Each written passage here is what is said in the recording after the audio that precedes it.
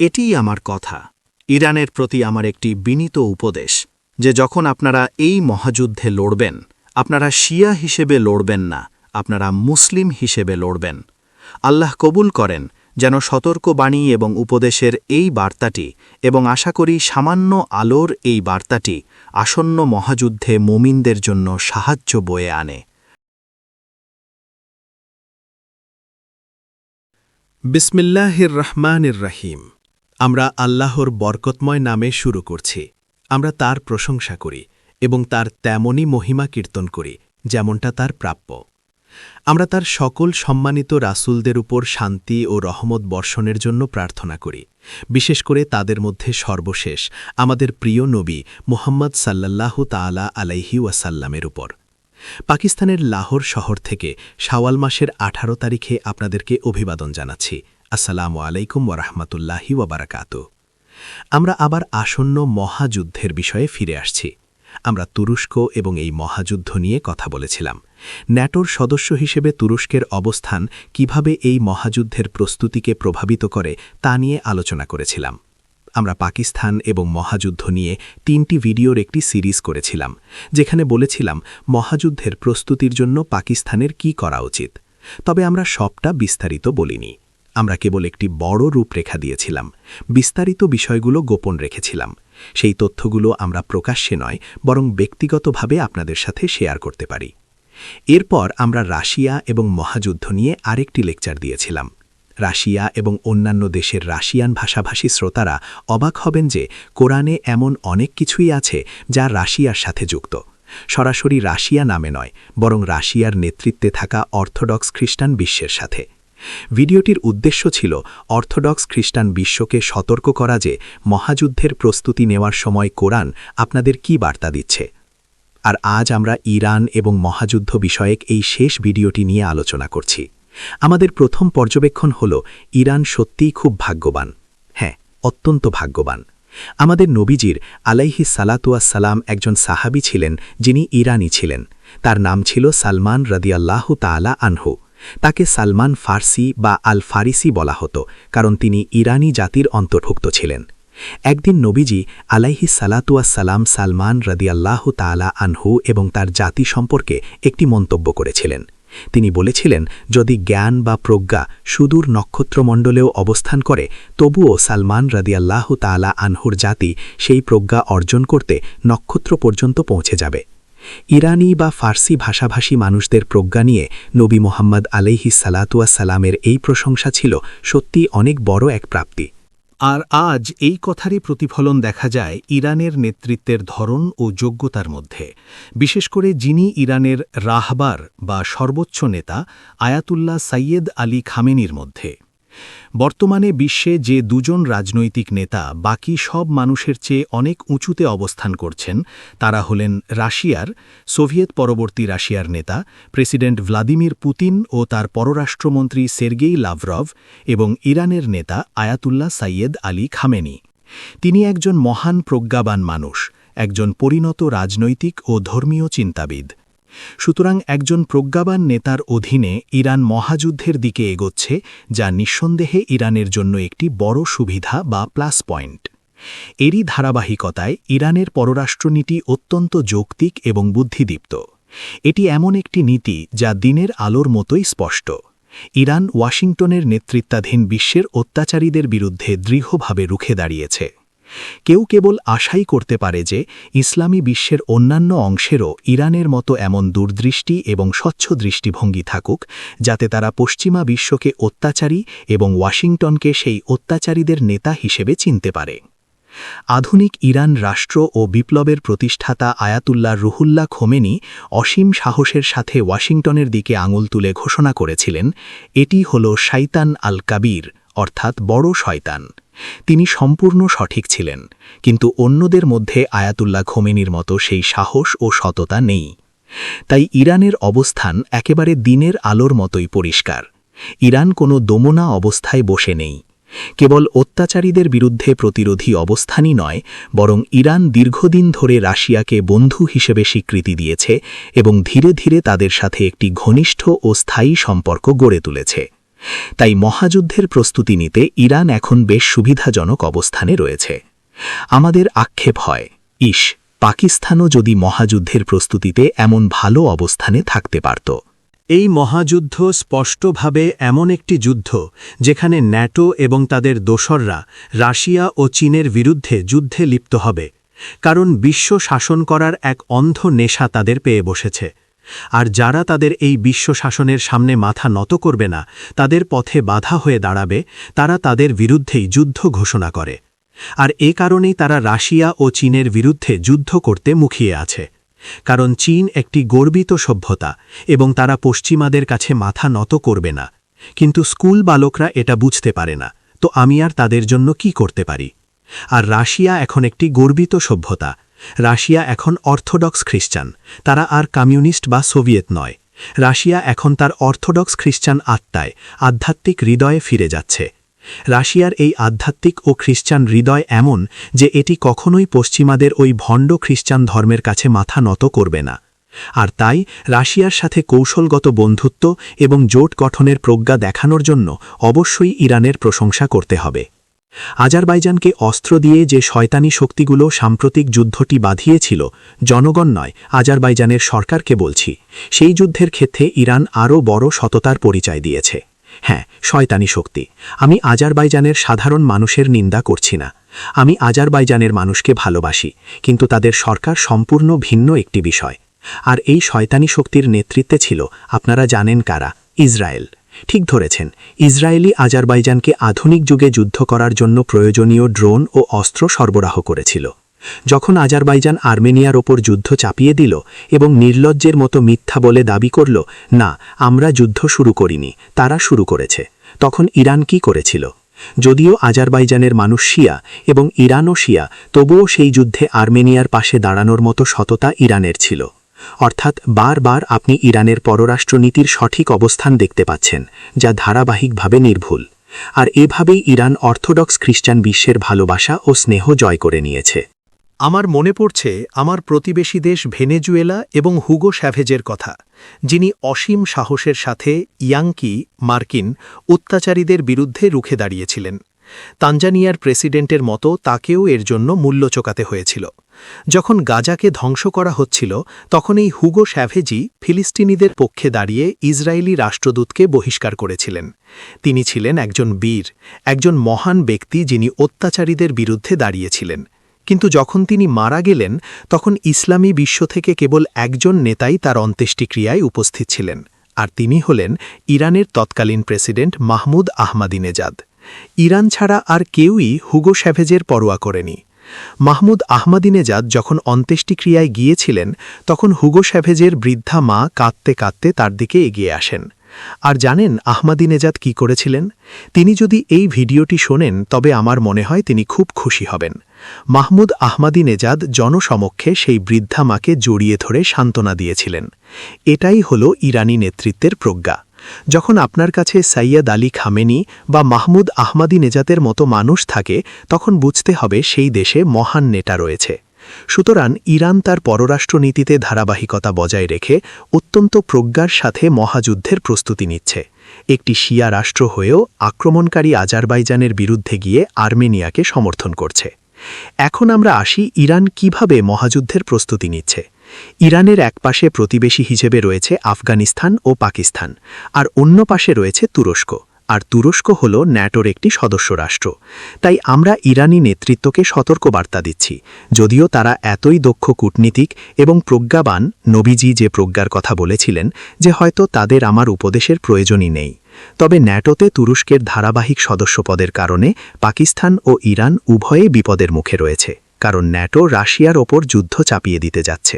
আর সেই যুদ্ধে রাশিয়া বিজয়ী হবে, কারণ আল্লাহ রোমকে প্রতিশ্রুতি দিয়েছেন, বিনাসরিল্লাহি ইয়ানসুরু মাইয়াশা। আল্লাহর সাহায্যে তিনি যাকে ইচ্ছা সাহায্য করেন। আল্লাহ রুমকে সাহায্য করবেন, আর রুম হল কনস্ট্যান্টিনোপল। কোরআনের সূরা আর রুমে উল্লেখিত রুম হল কনস্ট্যান্টিনোপল। হ্যাঁ, রুম দুই ভাগে বিভক্ত হয়েছিল এবং এক ভাগ পশ্চিমে চলে গিয়েছিল, যেটা এখন ওই সান্তাক্লজ মার্কা খ্রিস্টান ধর্ম, কিন্তু সেটা আর রুম নয়। যে অংশটি কনস্ট্যান্টিনোপলে রয়ে গিয়েছিল সেটাই হল রুম। যে অংশটি পশ্চিমে গিয়েছিল আল্লাহ তাকে অভিশাপ দিয়েছেন। তিনি বলেছেন, কুনু কিরাদাতান খাসিইন, তোমরা ঘৃণিত বানর হয়ে যাও। কিন্তু এই অংশটি এখনও রুম হিসেবে রয়ে গেছে। আর যখন অটোম্যানরা কনস্টান্টিনোপল দখল করে তখন রুমের নেতৃত্ব মস্কোতে স্থানান্তরিত হয়। তাই আজকের রাশিয়া হল কোরআনের সেই রুম, আজকের রাশিয়া হল কোরআনের রুম। আমাকে কথাটা আরও একবার বলতে দিন, যাতে ওই স্কুল বালকরা লজ্জায় মুখ লুকোনোর জায়গা খোঁজে, যারা অনবরত কেবল অটোম্যান সাম্রাজ্যের প্রশংসা করে বেড়ায়। আমি আজ আপনাদের মুখের ওপর বলছি, কোরআনের রুম হল রাশিয়া। আপনারা যদি এটা না বোঝেন, তবে না বোঝার জন্য আপনাদেরকে চরম মূল্য দিতে হবে। আর আল্লাহ রুমকে সাহায্য করছেন। তাই যখন আমরা মহাযুদ্ধের প্রস্তুতি নিচ্ছি, আমরা কোরআনের দিকে তাকাই এবং দেখি যে আল্লাহ রুমকে কেবল একটি বিজয়ের প্রতিশ্রুতি দেননি, বরং তিনি তাদের দুটি বিজয়ের প্রতিশ্রুতি দিয়েছেন। আর উভয় ক্ষেত্রেই রুম বিজয়ী হবে এবং আমরা মুসলিমরা তা উদযাপন করব, কেবল ওই স্কুল বালকরা ছাড়া। আলিফ লাম মিম, গুলিবাতির রুম ফি আদনাল আর্দ। আলিফ লাম মিম, রুম পরাজিত হয়েছে নিকটবর্তী অঞ্চলে, অর্থাৎ কোরআন যেখানে অবতীর্ণ হয়েছে তার কাছাকাছি কোনো অঞ্চল। তাই এটি কোনোভাবেই ইউরোপ হতে পারে না। ওয়াহুম মিম বাদি গালাবিহিম সায়াগলিবুন, তবে এই পরাজয়ের পর তারা শীঘ্রই বিজয়ী হবে, কোরআন বলছে। কত দ্রুত? ফি বিদঈ সিনিন। আর নবীজি বলেছেন এর অর্থ হল ৩ থেকে ৯ বছরের মধ্যে। অর্থাৎ কুরআন একটি ঐশী ভবিষ্যৎবাণী দিচ্ছে যে রুম তার পরাজয় কাটিয়ে উঠবে এবং ৩ থেকে ৯ বছরের মধ্যে বিজয়ী হবে। আর বাস্তবে ঠিক এমনটাই ঘটেছিল। আজ আমরা আপনাদের মনে করিয়ে দিচ্ছি যে সেই বিজয়ী রুমটি ছিল কনস্টান্টিনোপল, আর আজ সেই রুমের প্রতিনিধিত্ব করছে রাশিয়া। কিন্তু কুরআন এরপর বলছে মিন কবলু ওয়া মিন বাদ। এখানে দুটি বিজয়ের কথা বলা হয়েছে, একটি বিজয় যা আগে হবে এবং আরেকটি বিজয় যা পরে আসবে।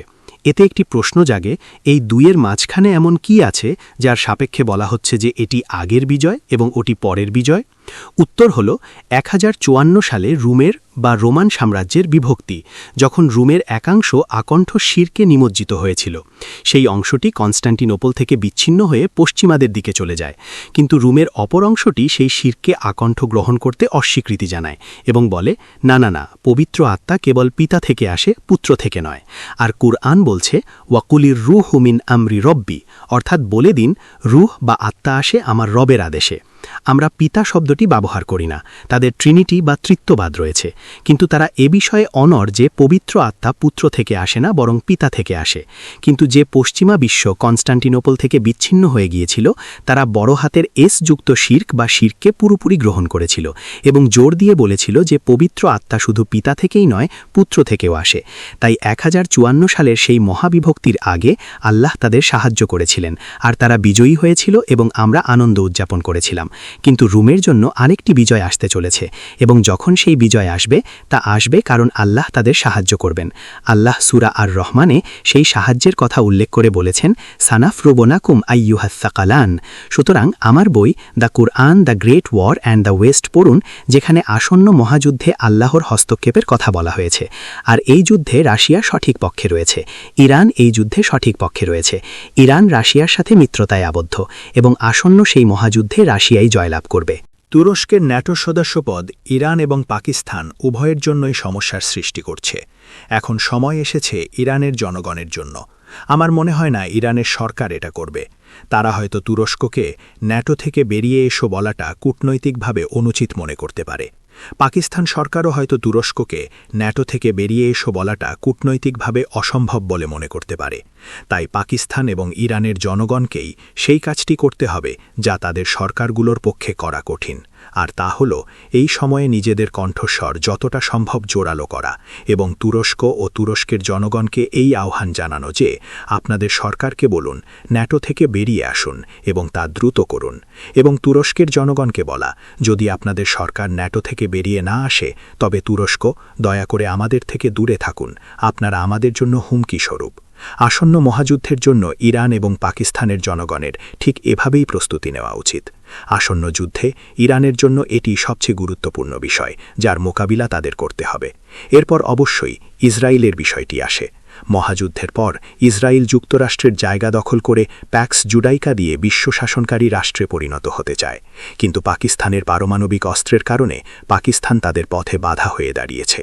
আমাদের আগের ভিডিওগুলোতে আমরা বলেছি যে পারমাণবিক অস্ত্রের কারণে পাকিস্তান তাদের ১ নম্বর শত্রুতে পরিণত হবে। প্যাক্স জুডাইকার জন্য পাকিস্তান যদি ১ নম্বর শত্রু হয়, তবে ইরান হল ২ নম্বর শত্রু। সুতরাং পারমাণবিক হুমকির কারণেই ইরান ও পাকিস্তান উভয়েই তাদের শত্রুতে পরিণত হয়েছে। পাকিস্তানের ক্ষেত্রে জুলফিকার আলী ভুট্টোকে ধন্যবাদ। আপনারা আজ একটি পারমাণবিক শক্তি। কারণ জুলফিকার আলী ভুট্টোই ১৯৭৪ সালের ফেব্রুয়ারিতে পশ্চিমাদের অবজ্ঞা করে লাহোর ইসলামী শীর্ষ সম্মেলন আয়োজন করেছিলেন। সম্মেলনটি সফলভাবে অনুষ্ঠিত হওয়ার সাথে সাথেই যার কৃতিত্ব জুলফিকার আলী ভুট্টোরই প্রাপ্য, এর মাত্র ২ মাসের মাথায় ভারত তাদের প্রথম পারমাণবিক বিস্ফোরণ ঘটায় এবং লাহোর ইসলামী শীর্ষ সম্মেলনের জবাবে ভারত পারমাণবিক ক্লাবে যোগ দেয়। এরপর জুলফিকার আলী ভুট্টো জবাব দিয়ে বলেছিলেন, আমাদের যদি ঘাস খেয়েও বাঁচতে হয়, তবুও পাকিস্তানকে একটি পারমাণবিক শক্তিতে পরিণত হতে হবে। এটি অন্যদের হুমকি দেওয়ার জন্য নয়, বরং আপনাদের পারমাণবিক অস্ত্র যেন একটি প্রতিরোধক হিসেবে কাজ করে। এভাবেই পাকিস্তান পারমাণবিক ক্লাবে যুক্ত হয়। ইরান কি করেছিল? বিপ্লবের আগেই ইরান নিউক্লিয়ার নন প্রলিফারেশন ট্রিটি বা পারমাণবিক অস্ত্র বিস্তার রোধ চুক্তির সদস্য হওয়ার সিদ্ধান্ত নিয়েছিল। তাই যখন বিপ্লব ঘটল, তখন বিপ্লবটি আগে থেকেই একটি সীমাবদ্ধতার জালে আটকা পড়েছিল। এখন কি করা যায়? বিপ্লবী নেতারা এমন বুদ্ধিমত্তার সাথে এর জবাব দিয়েছিলেন, যা আমি আগে বুঝতে পারিনি, কিন্তু এখন বুঝি। আগে আমি যা বুঝতে পারিনি, এখন আমি ইরানের পারমাণবিক নীতির প্রজ্ঞা বুঝতে পারি। তা হল, ইরান ইতিমধ্যে সবকিছুর পরিকাঠামো তৈরি করে রেখেছে এবং ইরান চাইলে হয়তো মাত্র কয়েকদিনের মধ্যেই একটি পারমাণবিক শক্তিতে পরিণত হতে পারে। এর বেশি সময় লাগবে না। কিন্তু ইরান দৃঢ়ভাবে বলে, আমরা পারমাণবিক শক্তি হতে চাই না, আমরা পারমাণবিক অস্ত্র অর্জন করতে চাই না। কিন্তু আপনারা যদি আমাদের আক্রমণ করেন, তবে হ্যাঁ, আক্রান্ত হওয়ার সাথে সাথেই পারমাণবিক অস্ত্র বিস্তার রোধ চুক্তি জানালা দিয়ে ছুঁড়ে ফেলা হবে এবং কয়েকদিনের মধ্যেই ইরান একটি পারমাণবিক অস্ত্রধারী রাষ্ট্রে পরিণত হবে। এটি একটি অসাধারণ কৌশল। আর আজ ইরানের পারমাণবিক নীতির জন্য আমাকে তাদের অভিনন্দন জানাতেই হবে। পাকিস্তানের এর প্রয়োজন ছিল না। ভারতের পারমাণবিক বিস্ফোরণ ও পারমাণবিক ক্লাবে যোগদানের জবাবে জুলফিকার আলী ভুট্টো তা স্পষ্টভাবে বলে দিয়েছিলেন। কিন্তু ইরানের আরও সূক্ষ্ম ও আধুনিক কিছু প্রয়োজন ছিল, আর এ কারণেই ইরানের ওপর আক্রমণ চালানোর সাথে সাথেই এর তাৎক্ষণিক ফলাফল হবে ইরান পারমাণবিক অস্ত্রধারী রাষ্ট্রে পরিণত হবে এবং পারমাণবিক ক্লাবে যোগ দেবে। অতএব প্রশ্ন ওঠে, ইসরায়েল কি ইরানে আক্রমণ করবে? আমি আগের ভিডিওগুলোতে বলেছি, আমি প্রায় নিশ্চিত যে যুদ্ধ শুরু হওয়ার সাথে সাথেই পাকিস্তান ১ নম্বর শত্রুতে পরিণত হবে এবং তারা পাকিস্তানে আক্রমণ করবে। বর্তমানে পাকিস্তানের যে প্রস্তুতি, তাতে তারা একেবারেই প্রস্তুত নয়। পাকিস্তানকে আক্রমণ করে পারমাণবিক অস্ত্রমুক্ত করার যে চেষ্টা হবে, তা মোকাবিলা করে পাকিস্তানের সফল হওয়ার কোনো আশাই নেই, কোনো আশা নেই। তবে নিজেদের সংশোধন করার জন্য পাকিস্তানের হাতে এখনও সময় আছে এবং আমরা ৩টি উদ্যোগের কথা উল্লেখ করেছি। ১ নম্বর ভারতের বিষয়ে, ২ নম্বর রাশিয়ার বিষয়ে এবং ৩ নম্বর আল্লাহর বিষয়ে, যদিও আমরা সেগুলো বিস্তারিতভাবে ব্যাখ্যা করিনি। কিন্তু ইরানের ক্ষেত্রে আমার মনে হয়, এবং আমি ভুলও হতে পারি, এই উম্মার সূচনালগ্ন এবং ইসলামের শিয়া সম্প্রদায়ের উৎপত্তির সময় থেকে তাদের একটি মাস্টার প্ল্যান রয়ে গেছে। আর সেই মাস্টার প্ল্যান হল সবসময় ইসলামের ঘরে শিয়া সুন্নি গৃহযুদ্ধ বাঁধানোর চেষ্টা করা। তাই আমি ইরানের ওপর পাকিস্তানের মতো কোনো বড় আক্রমণের আশঙ্কা করছি না, যা ইরানকে পুরোপুরি ধরাশায়ী করে টুকরো টুকরো বা ছিন্ন ভিন্ন করে দেবে। এটি পাকিস্তানের জন্য করা পরিকল্পনা, ইরানের জন্য নয়, কারণ তারা শিয়া সুন্নি গৃহযুদ্ধ শুরু করতে চায়। এটাই তাদের তুরুপের তাস। তাই আমি ধারণা করছি যে ইরানে কেবল একটি ঝটিকা আক্রমণ, লাইটনিং স্ট্রাইক হবে, যার উদ্দেশ্য হবে শুধুমাত্র একটি যুদ্ধের সূচনা করা, এর বেশি কিছু নয়। আর তারা ইরানকে খুব সহজেই বাহরাইন দখল করতে দেবে, কারণ এটাই প্রথম পুরস্কার। ইরান বাহরাইন দখল করার সাথে সাথেই সেখানকার মানুষ ইরানকে স্বাগত জানাবে, কারণ সেখানকার জনসংখ্যার বেশিরভাগই শিয়া এবং তারা একটি জালেম সুন্নি সরকারের দ্বারা নির্মমভাবে নির্যাতিত হচ্ছে। কিন্তু এখানে একটি ফাঁদ পাতা হচ্ছে এবং আমি আশা করি এই কথাগুলো আয়াতুল্লাহ সাইয়েদ আলী খামেনির কাছে পৌঁছাবে যে ইরানের জন্য একটি ফাঁদ পাতা হচ্ছে। তারা চেষ্টা করবে ইরান যেন বাহরাইন থেকে কজওয়ে পার হয়ে আরব উপদ্বীপে প্রবেশ করে এবং মক্কার দিকে অগ্রসর হয়।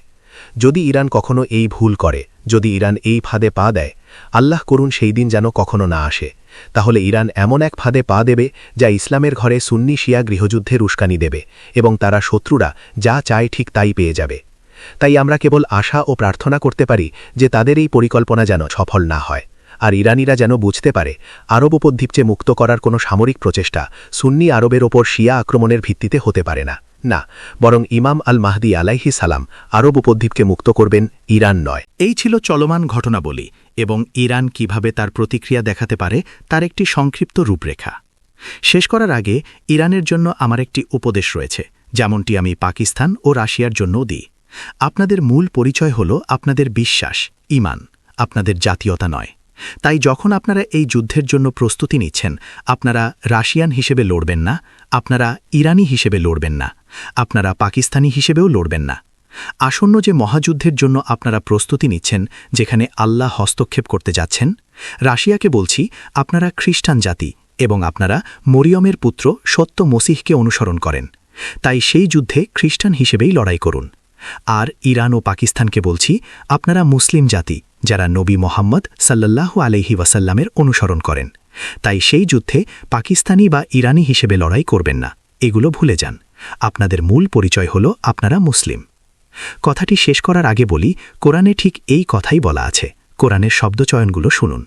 আল্লাহ বলছেন ওয়ালা তাজিদান্না, এবং আপনি অবশ্যই দেখতে পাবেন আকরাবাহুম মাওয়াদ্দাতান লিল্লাযিনা আমানু, যারা আপনাদের অর্থাৎ মুহাম্মদ সাল্লাল্লাহু আলাইহি ওয়াসাল্লামের প্রতি ভালোবাসায় ও আন্তরিকতায় সবচেয়ে নিকটবর্তী হবে, তারা এমন এক সম্প্রদায় আল্লাযিনা ক্বালু ইন্না নাসারা, যারা ঘোষণা করে আমরা খ্রিস্টান, নাসারা। তারা এটা ঘোষণা করে না যে আমরা রোমান ক্যাথলিক, তারা ঘোষণা করে না আমরা প্রটেস্ট্যান্ট, তারা ঘোষণা করে না আমরা অর্থোডক্স রাশিয়ান, তারা এটা বলে না যে আমরা তাবলিগ, আমরা বেরেলভি, আমরা দেওবন্দি, আমরা শিয়া, আমরা সালাফি। তাদের মূল পরিচয় হল আমরা খ্রিস্টান। একইভাবে কোরআন আমাদের সাথেও কথা বলছে এবং আমাদের বলছে আমাদের মূল পরিচয় শিয়া নয়, আমাদের মূল পরিচয় হল মুসলিম। এটিই আমার কথা। ইরানের প্রতি আমার একটি বিনীত উপদেশ যে যখন আপনারা এই মহাযুদ্ধে লড়বেন, আপনারা শিয়া হিসেবে লড়বেন না, আপনারা মুসলিম হিসেবে লড়বেন।